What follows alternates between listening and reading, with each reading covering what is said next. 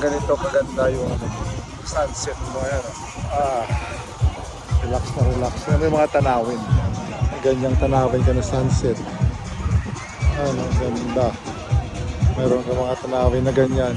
May music ka dito. Ang music doon, no? Ang ganda ng mga tanawin. Music. Oh, di ba? Tapos dito nagsusurf ng tao doon. Ano na? Surf.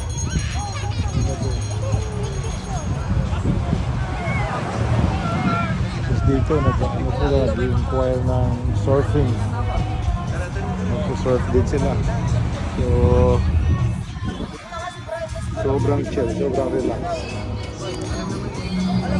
Yan talaga.